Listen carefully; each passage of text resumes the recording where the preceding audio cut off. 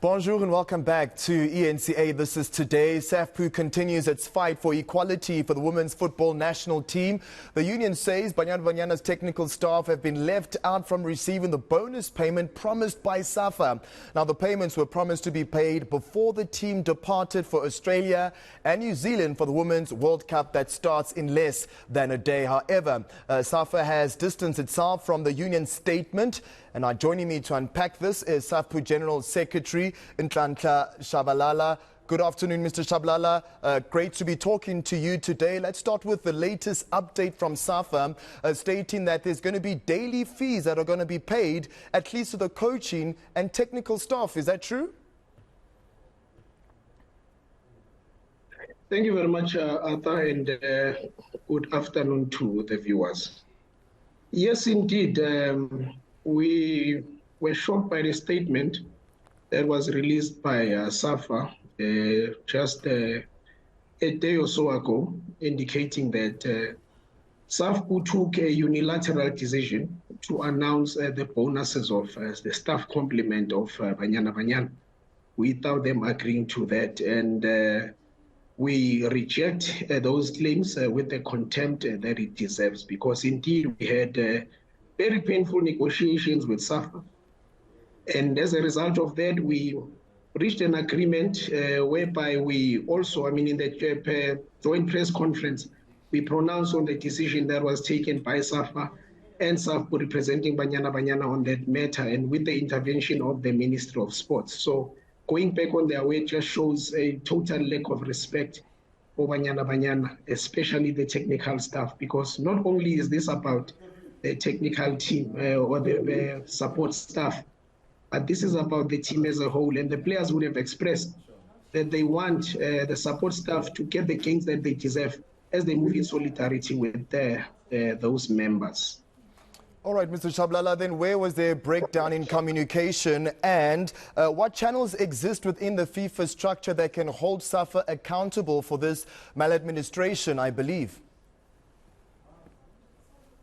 And the agreement that would have been reached was communicated in a press conference that was hosted on the 5th of July.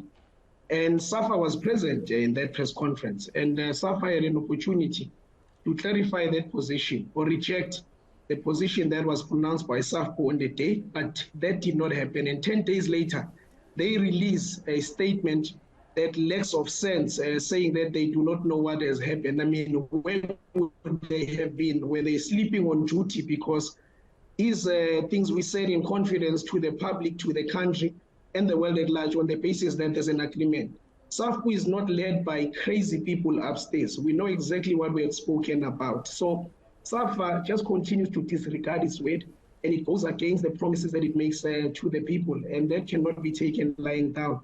We'll make sure that justice prevails. And on the basis of FIFA is in no position to hold them accountable, in my view, because this was an agreement that would have been reached by Safa and SAFPU, and it does not really involve FIFA. But however, we do know that there is monies that were given to the PMAs by FIFA, which clearly stipulates that the money can be used to pay technical staff and coaches as well. And Safa's claims to say that all the money that was given is ring-fenced. As a result, they cannot take money from elsewhere and use it for something else, because that is against the principles of FIFA. We reject that because that is a lie. The money is there and they must just do the right thing. And surprisingly, this Safa, when it comes to policies, they talk about policies that staff cannot be paid an appearance fee or participation fee for that matter, as it is a matter of policy.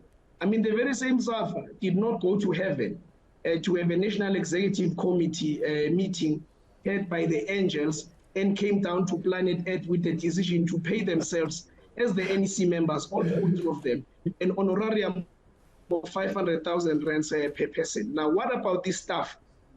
So now they act as though they need to go elsewhere and collect a decision that can make the livelihoods of this staff complement better. Safa must do right, and Safa must do the right thing. The nation is watching, and we want Banyana Banyana to be totally focused and committed to preparing for the World Cup as it is about to convene. We cannot be discussing nonsensical issues when we are 5 days from starting the World Spectacle.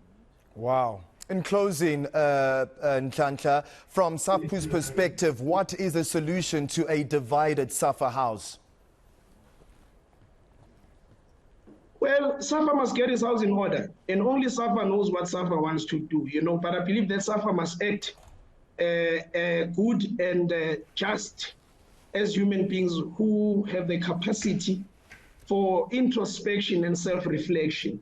That's all that it takes, because at the end of the day, how do you then respect a federation that goes against the way that it makes and the promises to people that must earn a living, people that must support their families? What sense does it make that Banyana Banyana would come out of the World Cup and get 800,000 rands as a guaranteed fee, while staff only comes back with about 30,000 that has been given from the lame $50 daily allowance that they are supposed to get? There's 800,000 rands and there's 30,000 rands. These people are doing the same job. Staff is very important. They prepare our players. They make sure that the Banyana Banyana that we see that produces results does everything and performs to the best of their ability. So as a result, they cannot be undermined on the basis that they are keeping $50 a day. What is that? What can anybody do with that in these current times? Safa will pay what they promised. And we will see to that, because even the players are committed and they've indicated that they have no intention of signing the contracts that would have been presented unless this issue is sorted by Safa. So we appreciate and applaud the solidarity of the Banyana Banyana class of 2023, and they will be remembered in history for years to come. Nhlanhla Shabalala, thank you very much for your time. We have run out of time. We would have loved to speak to you more, but that was SAFPU General Secretary just on the latest fight, of course, being taken to Safa when it's regarding bonuses and payments for the women's national team.